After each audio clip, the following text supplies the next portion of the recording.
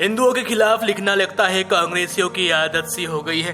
कभी हिंदू आतंकवाद का राग अलापना तो कभी भगवान श्री राम के अस्तित्व पर ही सवाल खड़े करना।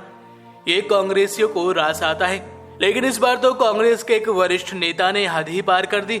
उन्होंने तो हिंदुत्व को ही आतंक से जोड़ दिया। आपको भी लगाना झटका, लेकिन ये सच है। कांग्रेस के वरिष्ठ नेता और पूर्व केंद्रीय मंत्री सलमान खुर्शीद की नई किताब ने आते ही सियासी पारा को बढ़ा दिया है। अपनी किताब सनराइज ओवर अयोध्या नेशनहुड इन ओवर टाइम्स को अयोध्या विवाद पर सुप्रीम कोर्ट के ऐतिहासिक फैसले का रेफरेंस बुक बता रहे खुर्शीद ने किताब में हिंदुत्व की तुलना आईएसआईएस और बोको हराम जैसे कुख्यात आतंकी संगठनों से कर दी है। आपको बता दें कि सलमान खुर्शीद की जिस बात पर सबसे ज्यादा विवाद होता दिख रहा है वो है कट्टर जिहादी और कुख्यात आतंकी संगठनों से हिंदुत्व की तुलना करना। द सैफ्रॉन स्काई नाम के चैप्टर में पेज नंबर 113 पर खुर्शीद लिखते हैं, साधु संत जिस सनातन धर्म और क्लासिकल हिंदुइज्म को जानते हैं उसे किनारे करके हिंदुत्व के ऐसे वर्जन को आगे बढ़ाया जा रहा है जो हर पैमाने पर आईएसआईएस और बोको हराम जैसे जिहादी इस्लामी संगठनों के राजनीतिक रूप जैसा है। उन्होंने दावा किया है कि हिंदुत्व का इस्तेमाल राजनीतिक फायदे के लिए किया जाता है। चुनावी रैलियों में इसका जिक्र होता है। सलमान खुर्शीद ने अपनी किताब में दक्षिणपंथी रुझानों की आलोचना करते हुए लिखा है कि अब हिंदू राष्ट्र की बात करना बहुत आम है।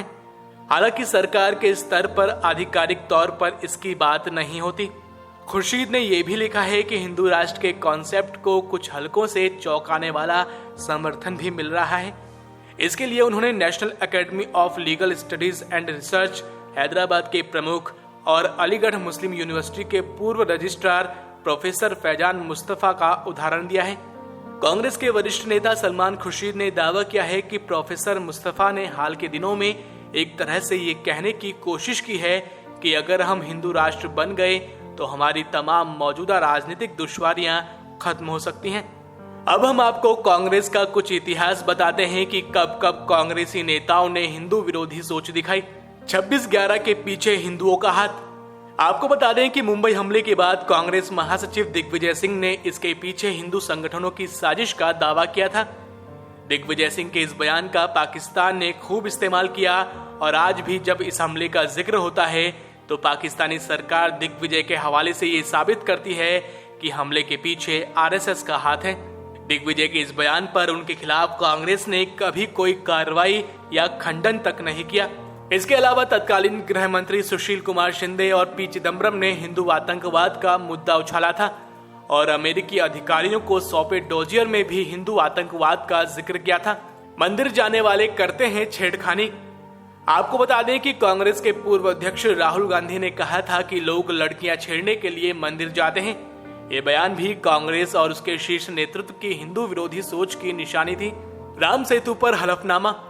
आपको बता दें कि 2007 में कांग्रेस सरकार ने सुप्रीम कोर्ट में हलफनामा देकर कहा था कि चूंकि राम, सीता, हनुमान और वाल्मीकि वगैरह काल्पनिक किरदार हैं, इसीलिए राम सेतु का कोई धार्मिक महत्व नहीं माना जा सकता है। जब बीजेपी ने इस मामले को जोर शोर से उठाया तब जाकर मनमोहन सरकार को पैर वापस खींचने पड़े। हालांकि बाद के दौर में भी कांग्रेस राम सेतु को तोड़ने के पक्ष में दिखती रही। हिंदू आतंकवाद शब्द गढ़ा।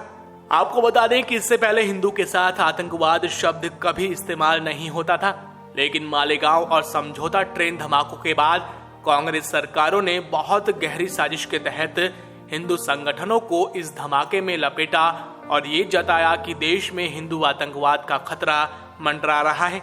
इस केस में जिन बेगुनाहों को गिरफ्तार किया गया वो इतने सालों तक जेल में रहने के बाद बेकसूर साबित हो रहे हैं।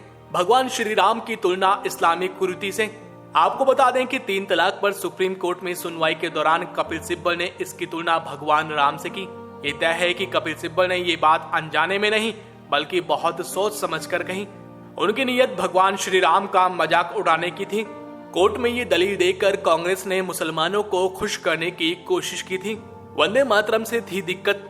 आपको बता दें कि आजादी के बाद ये तय था कि वंदे मातरम राष्ट्रगान होगा, लेकिन माना जाता है कि पंडित जवाहरलाल नेहरू ने इसका विरोध करते हुए कहा कि इससे मुसलमानों के दिल को ठेस पहुंचेगी। देश में तुष्टीकरण की राजनीति की शुरुआत तो अंग्रेजों ने ही शुरू कर दी थी, लेकिन नेहरू ने उस पर विराम कभी नहीं लगाया। नतीजा ये है कि वंदे मातरम को जगह जगह अपमानित करने की कोशिश होती है। जहां भी इसका गायन होता है, कट्टरपंथी मुसलमान बड़ी शान से बायकॉट करते हैं। हमने आपको कांग्रेसी नेताओं के हिंदू विरोधी विचारों को विस्तार से बताया। अब आपसे भी अनुरोध है कि आप इस खबर को अधिक से अधिक शेयर कीजिए, साथ ही नीचे दिए गए कमेंट बॉक्स में अपनी राय जरूर रखिए, क्योंकि आपकी राय सबसे अहम है। फिलहाल के लिए इतना ही। देश दुनिया की बाकी खबरों को जानने के लिए आप देखते रहिए VFN न्यूज।